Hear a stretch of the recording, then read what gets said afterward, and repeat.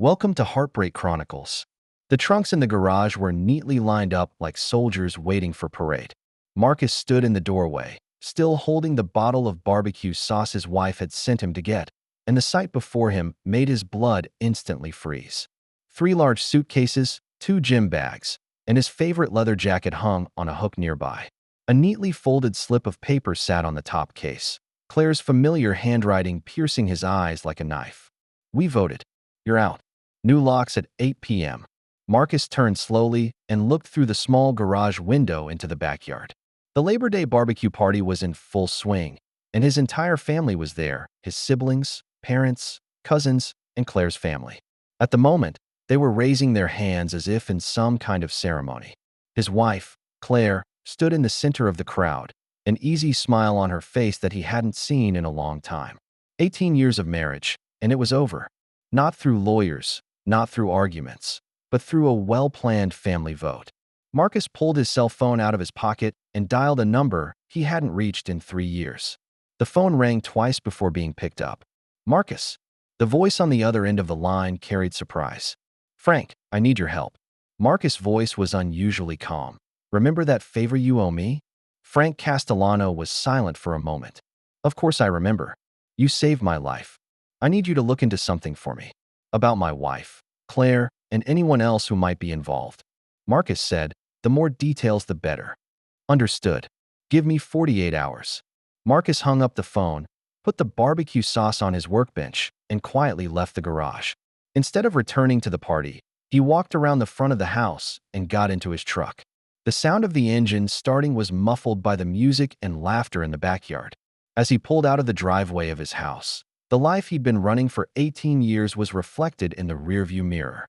That night, Marcus checked into a motel on the other side of town. When he woke up the next morning, his cell phone showed 44 missed calls, all from Claire. He didn't return any of them. 2 days later, Frank's investigative report arrived in Marcus' hands. The contents of the report shocked even the man who had seen the darker side of human nature after 20 years on the oil rigs. Claire's cheating partner is their mutual friend Nathan Brooks, a successful real estate agent, and someone Marcus has helped. What's even more sickening is that the relationship has been going on for 2 years. Frank's team even finds evidence that they shared an apartment downtown, and the dates on the lease coincide with when Claire began working frequent overtime. But the betrayal doesn't stop there. Marcus's brother Roger, the one he once loaned $50,000 to get through a financial crisis, knew and helped cover it up. His sister Patricia is also involved, often providing Claire with an alibi. Even his parents knew about the affair, but chose to remain silent. Why would they do that? Marcus asked Frank. Frank flipped open another file. "Money. Claire has been convincing them that you are violent, that she needs to get out of the marriage safely. She promised to give them a portion of the divorce assets. Your family believed her." Marcus looked at the evidence in his hands, anger burning in his chest. But he didn't lose his head. Years on the rig had taught him how to stay calm under extreme pressure, how to make plans, and how to wait for the perfect moment. "Frank, I need you to do a couple things for me," Marcus said, his voice still calm, but Frank could hear the steel determination embedded in it. For the next 2 weeks, Marcus went to work as usual, except he no longer went home. He stayed in a temporary dormitory provided by the company and told his co-workers that he was renovating his home. Meanwhile, Frank's team got down to business. First came the financial cleanup. Marcus transferred all joint account balances to individual accounts, which was perfectly legal because Texas law allows spouses to protect personal assets before divorce. He canceled Claire's secondary credit cards and stopped automatic payments on her car insurance and health insurance. Then there was the real estate issue. The house had been purchased after the marriage, but the land had been inherited by Marcus from his grandfather before the marriage. His attorney found a legal loophole to claim that the entire property was a premarital appreciation. The best part was the investigation of Nathan Brooks. Frank's team discovers that the successful real estate agent has been conducting illegal real estate transactions for the past several years, including misrepresenting home prices and receiving kickbacks. Marcus now held enough evidence in his hands to cause Nathan to lose his license and even face criminal charges. 3 weeks later, on a Friday afternoon, Claire was getting ready to leave work for a rendezvous with Nathan as usual. As she walks to the parking lot, she notices that her Mercedes is gone. In its place was a beat-up Honda Civic with a note clipped to the windshield. Dear Claire, since you have voted to kick me out of the family, I don't think you need the car I bought. This car is the cheapest replacement I could find and should be enough for you. By the way, you might want to get Nathan to help you pay next month's rent since you don't live in my house anymore. Claire frantically dialed Marcus' number, but all calls went to voicemail. She rushed home in the beat-up car to find that the locks on the front door had been changed. A police officer stood at the door, holding a court order. Ma'am, the owner of this property has requested that you not enter the property without permission. The policeman said politely, This is my home. Claire screamed. According to this document, this land is the premarital property of Marcus Henderson. You will need to take legal action to resolve this issue. Claire's cell phone rang, and it was Nathan. She picked up the phone only to hear Nathan's panicked voice. Claire, something's wrong. The state real estate board just froze my license and said they're looking into my transaction history. And there's an FBI agent in my office. That was just the beginning. That night, Marcus's family received a registered letter. Inside the envelopes was evidence of their involvement in covering up Claire's infidelity, including screenshots of text messages, call logs, and even recordings of conversations they thought were secret. Each letter ended with the same phrase, betrayal has its price. Roger was fired from the company the next day. Human Resources receives an anonymous tip detailing evidence that he helped Claire and Nathan have rendezvous during work hours, including forged sick notes and false business trip reports. Patricia's salon is suddenly inspected by the state health department, which finds multiple violations. Although these violations had always existed, they had never been reported before. She had to shut down and reorganize her business, which resulted in heavy losses. Marcus' parents received the hardest blow. They had been relying on Marcus to maintain a comfortable retirement with a monthly stipend. Now that money stopped. When they called to question them, Marcus simply said calmly, You've already voted to kick me out of the family, so why do you want me to cover your living?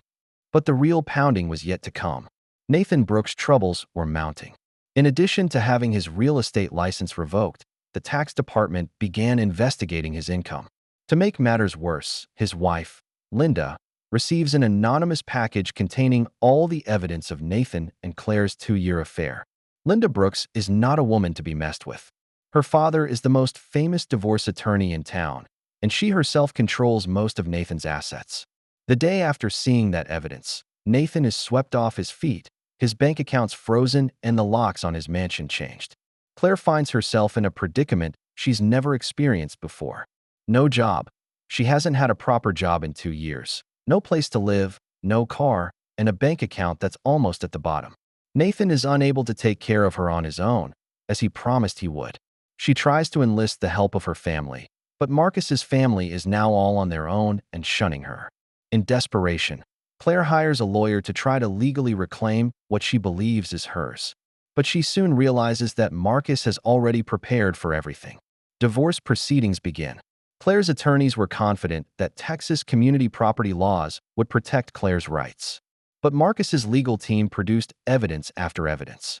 First, there was the land. The court confirmed that it was indeed Marcus's premarital property, and that the house, although built after the marriage, was used with most of the money coming from Marcus's personal income and his premarital investment earnings. Then there was Claire's infidelity. In Texas, while infidelity does not directly affect property division, Marcus's attorneys skillfully proved that Claire committed financial fraud during the marriage. She used family funds to rent the apartment with Nathan and used Marcus's credit card to purchase gifts for her lover, all of which constituted misappropriation of marital property. Most damagingly, Marcus's attorney found a prenuptial agreement signed by Claire. This agreement was voluntarily signed by Claire early in their marriage to prove that she was not marrying Marcus for his money. The agreement clearly stated that if either party cheated on the other, they would automatically give up their right to claim joint property. This can't be right, Claire shouted hysterically in court. I don't remember signing anything like that. But the black and white and the notarized records of the time made her denials pale in comparison. The trial went on for 3 months. During that time, more truths were revealed. Claire had not only cheated on her husband, but had also been planning this family coup. She spent an entire year portraying Marcus as a workaholic, a neglectful family man, and a potentially violent husband through lies and false pretenses. Her carefully crafted story convinced Marcus' family that they were saving her by helping her leave the marriage. Frank's investigative team even found email exchanges between Claire and Nathan detailing how to divide Marcus's assets and how to make sure he was swept off his feet without defense. Most sickening was an email in which Claire said, "When we get the money, we can go to Hawaii for our honeymoon. Marcus the fool is still working his ass off and has no idea he's paying for our future." Whispers rang out from the gallery as this evidence was presented to the court. Even the trial judge wore a look of disgust. Marcus sat at the plaintiff's table, expressionless. He thought back to the past 18 years, how he had worked on the oil platform for 14 days straight just to give Claire and their family a better life. How he had missed countless holidays and anniversaries not because he didn't care, but because he had to work. And how he had given every cent of his hard-earned money to Claire to manage, trusting that she would make the best arrangements for their future. All of this, in Claire's eyes, is just the foolishness of a fool. The judge's final decision was devastating for Claire. Not only did she receive nothing, but she was also held accountable for her financial fraud. She had to pay back the family funds she had misappropriated, including 2 years' rent on the Love Nest apartment. When she walked out of the courthouse, Claire was not as glamorous as she had been. She had lost a lot of weight. Her eye sockets were deep set, and her once well-cared-for skin was now full of gauntness. Nathan had long since disappeared, rumored to have gone out of state to avoid debt.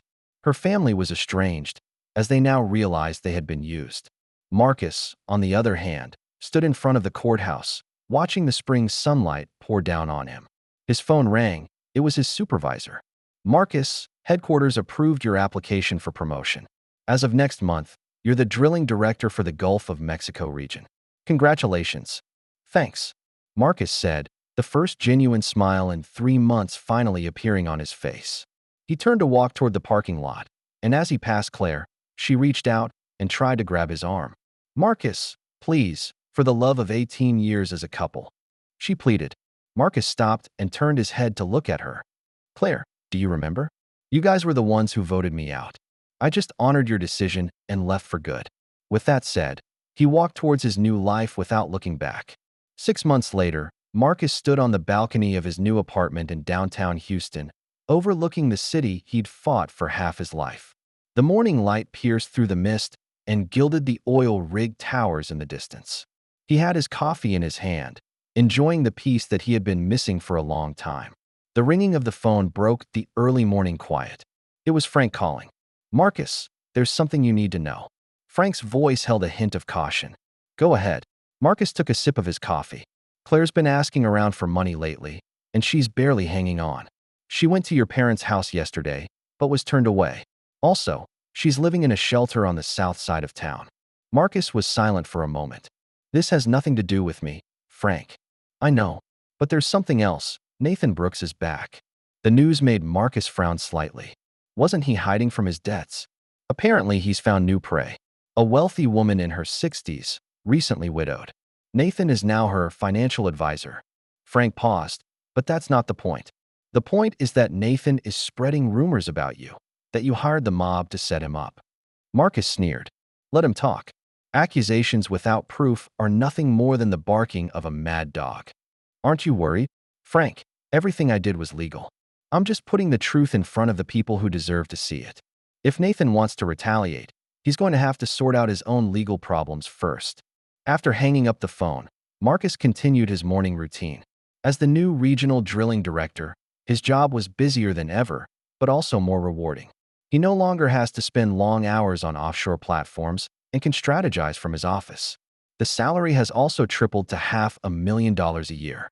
At 10 a.m., Marcus was reviewing a proposal for a new project when his secretary knocked on the door. "Mr. Henderson, there's a lady who insists on seeing you. Says she's your sister." Marcus looked up with a frown on his face. "Have security ask her to leave. Tell her I don't have a sister." A few minutes later, the secretary came in again. "Sir, she said that if you don't see her, she will go to the media and say that you abandoned your family." Marcus sneered. "Let her in. Call security and have them come in 5 minutes." Marcus barely recognized Patricia when she walked into the office. The once glamorous salon owner now looked like a vagrant, with ragged clothes and disheveled hair. Marcus. Her voice was hoarse. You have 3 minutes. Marcus looked at his watch. I need money. Patricia said directly. Just $5,000 to get me started again. What about your beauty parlor? Closed. License was revoked.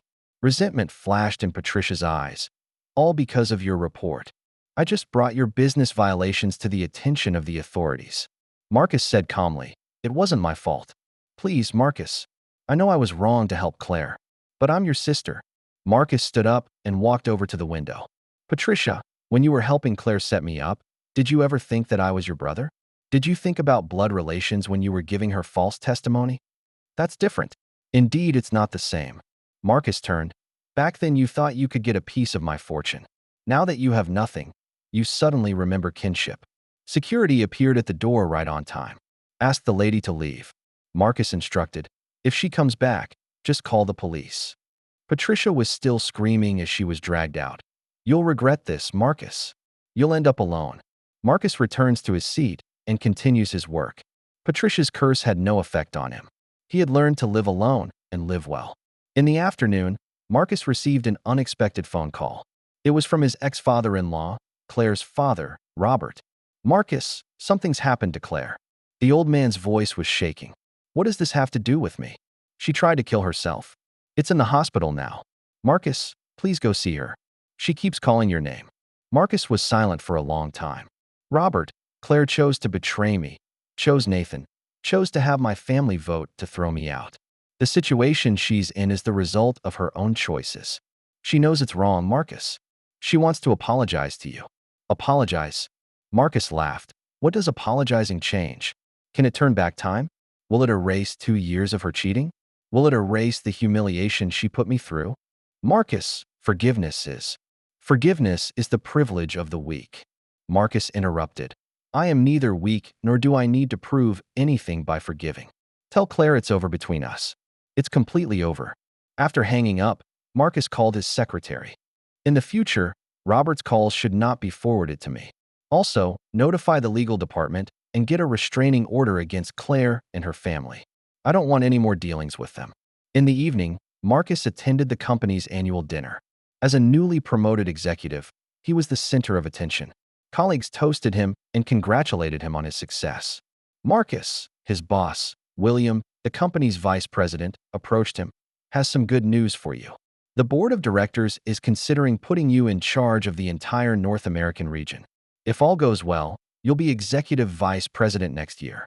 Thank you for your confidence. Marcus raised his glass. You deserve it. William patted him on the shoulder. Honestly, you've impressed everyone these past 6 months. The divorce seems to have transformed you. Marcus smiled and didn't reply. Indeed, after getting rid of Claire and the family that was full of lies, his career had instead flourished. Without worries, he could devote himself to his work. After the dinner, Marcus drove home alone. He slowed down as he passed his old house. The house had been vacant for months, the lawn was barren, and there was a seizure notice from the bank taped to the window. Claire couldn't afford to pay her attorney's fees, much less the settlement she owed Marcus, and the house ended up in foreclosure. Marcus's cell phone rings, an unfamiliar number. He hesitated, but answered it. Is this Marcus? A shaky voice came through. Who is this? It's Roger, your brother. Marcus almost laughed. I don't have a brother. Marcus, please hear me out. Roger's voice was filled with desperation. I know I've wronged you. After I was fired, I couldn't find a job. No one wanted to hire someone with a bad record. My house was repossessed by the bank and my wife left me. I'm living in my car now. This is the result of your own choices. Marcus said coldly. I know. Roger cried. But I'm really desperate. I even thought about going to die, but I didn't dare. Marcus, for the love of Mom. Don't mention her. Marcus' voice suddenly became sharp. She voted to kick me out too, remember? Mom regrets it. She prays for you every day. She held it together all by herself after Dad's stroke. But she's getting old, Marcus. She needs help. She can go to Claire. Marcus said. After all, Claire promised to split the money between you, didn't she? Claire's a stick in the mud herself. Roger smiled bitterly. She was kicked out of the shelter last week for stealing. I hear she's on the streets now asking for food. Marcus was silent. He didn't think Claire would be reduced to this. But it changed nothing. "Roger, let me give you a piece of advice," Marcus finally said. "Go out west and get a job in the oil fields. There's always a need for men there and won't care too much about your past. It's the only help I can give you." "Thank you. Thank you, Marcus." "Don't thank me," Marcus said. "The score is settled between us. Don't contact me again." After hanging up, Marcus continued driving. He didn't feel guilty about what happened to Roger. Everyone was responsible for the choices they made. Roger chose betrayal and is now just suffering the consequences. Back at his apartment, Marcus turned on his computer and checked his investment accounts. Thanks to the increase in income from his promotion and wise investment decisions, his assets had exceeded $2 million. In a few years, he'd be able to retire early and do what he really wanted to do. That's when a new email popped up in his inbox. It's a job offer on LinkedIn.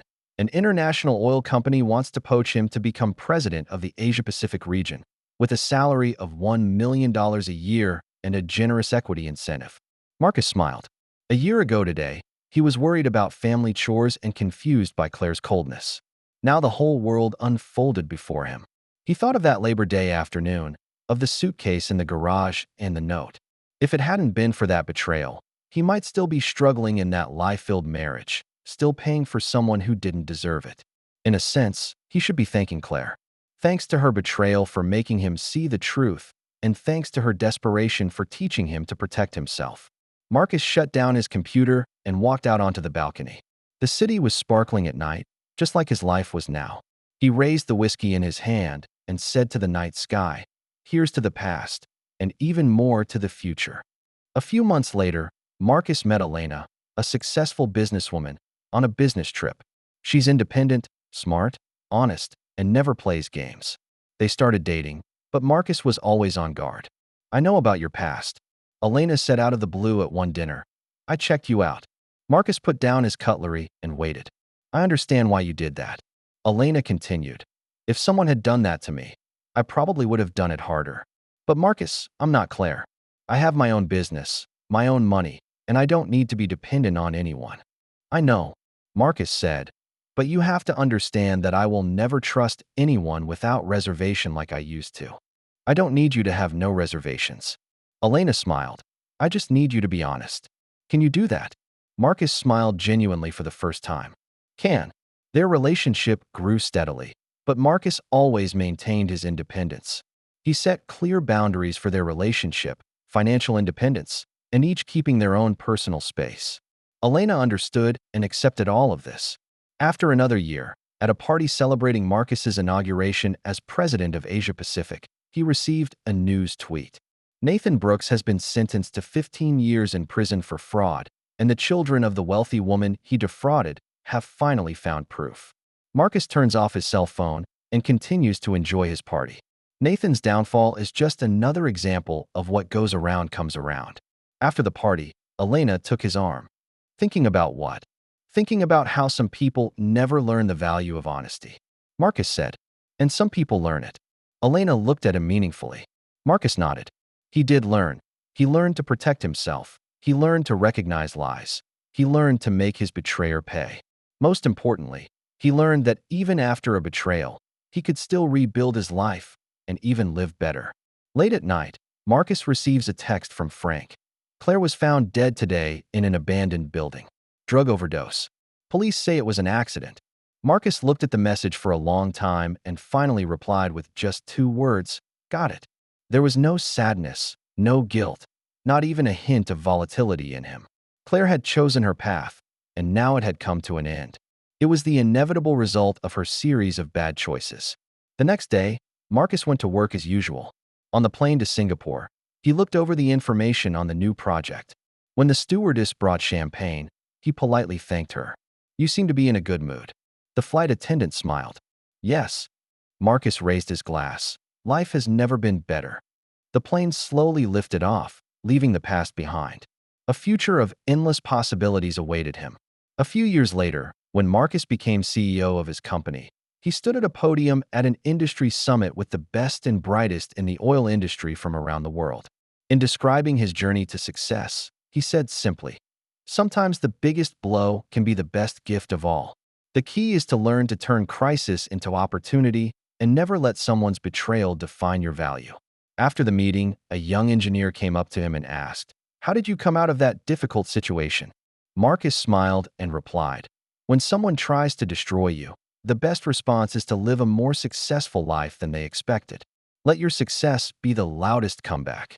Back in his hotel room, Marcus gets a call from Elena.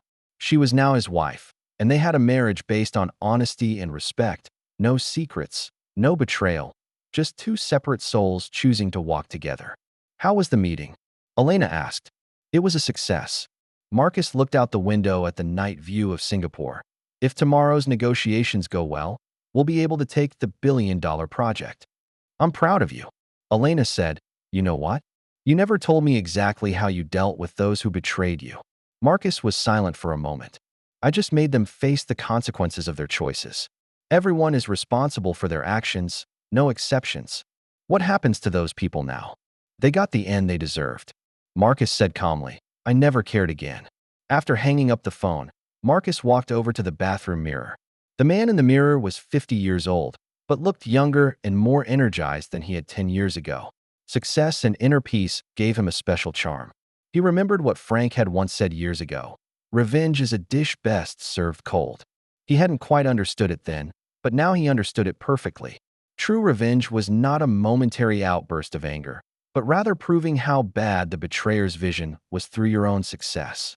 When you stand at the pinnacle of your life and look down on the past, those who have hurt you have become so small that you don't even bother to hold a grudge against them. That's the end of today's story. For more captivating tales, hit subscribe and never miss an episode.